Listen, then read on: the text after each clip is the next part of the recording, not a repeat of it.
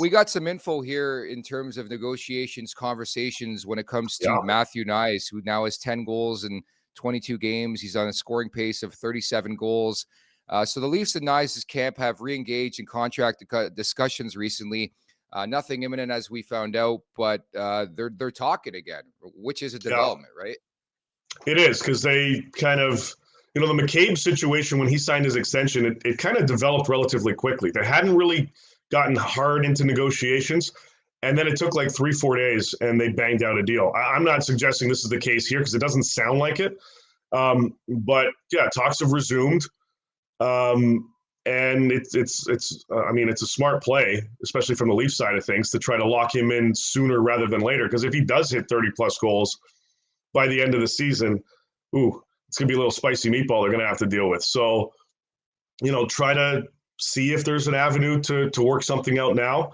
And then if there is, awesome, go from there. But I think this is, players like him, you could go the bridge route, you could go long-term. I think it's in Toronto's best interest to focus on long-term, depending on what the dollars ultimately are going to be.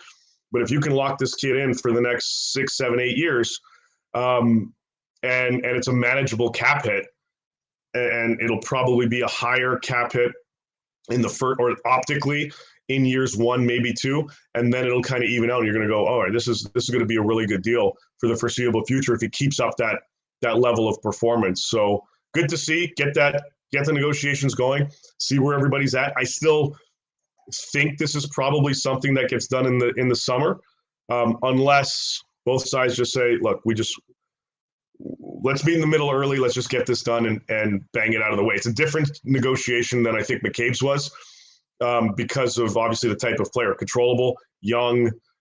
They hold a lot in their cart here in this discussion. You know what would scare me shitless if it gets to the summer? I get what you're saying is the offer sheet, man. Like, especially the way this guy's playing. Who's to say that somebody doesn't come in and blow his brains off with a 7-year offer, 8.5 sheets a year, man? Like, I'm serious. Like, I think he's playing that good where people see that potential and are like, you know what, we'll give you anything you want at this point. Well, the thing that Toronto has going for them in that respect, as of now, is they've got a shit ton of cap space. Yeah, with Mitch off and Tavares off and a few other guys, like they've got a lot of wiggle room. So teams that pinpoint guys for offer sheets are trying to see how they can basically use that leverage, because the team's limited with their cap situation. We're going to $92.5 million next season on the cap, unless they agree to kind of bridge whatever is going to develop afterwards with the new CBA.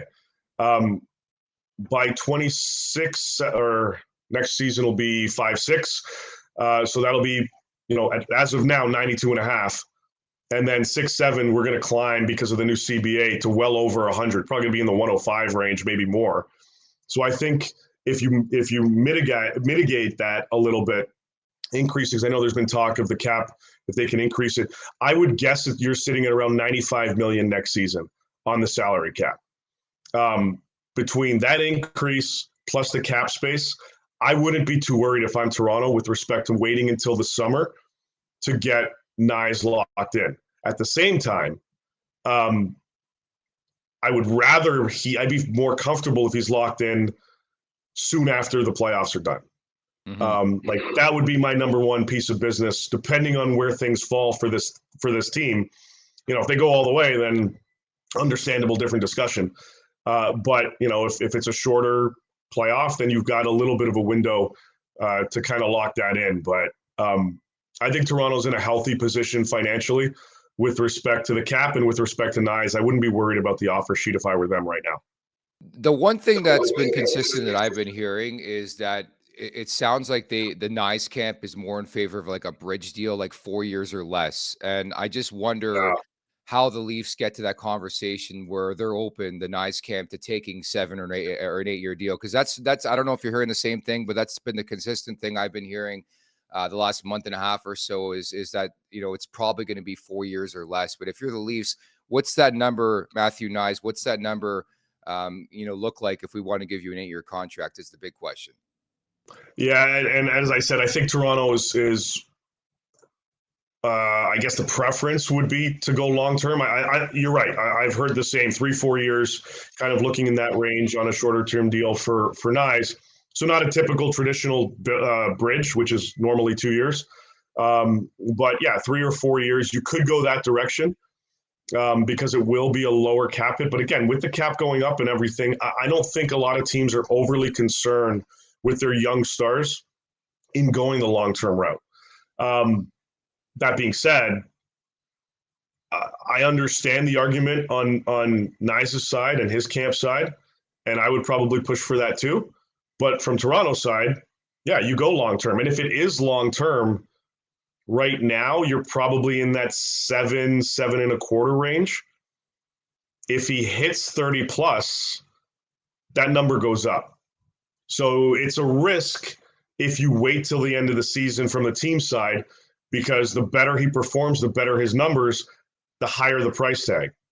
And it's a risk from his side of things, because if he gets hurt or if he doesn't perform and he has 26 goals or 24 or whatever, then that drops the price tag a little bit. And if it's from an injury side of things, then that factors into negotiations as well, because now you're just talking about hypotheticals and potential. And that's where things get a little bit dangerous and dicey, and that's where things tend to lead towards more short-term potentially. So not always the case. I think one example I could use is Slafkovsky. He got hurt in his first year. He missed a little bit of time last season with Montreal, had a good second half. They locked him into a long-term deal anyway. But I think from Knies' side of things, you may want to wait to see how you perform, unless the Leafs just kind of say, all right, we believe in this potential too. We don't need to dick around with negotiations. Let's just hammer this out. Make sure to check out more of our content right here on the Leafs Nation YouTube page. We got long form interviews, we got clips, we got epic rants by Jay Roseau. We simply have it all. And don't forget, you can find out much more at theleafsnation.com. Thanks so much for watching.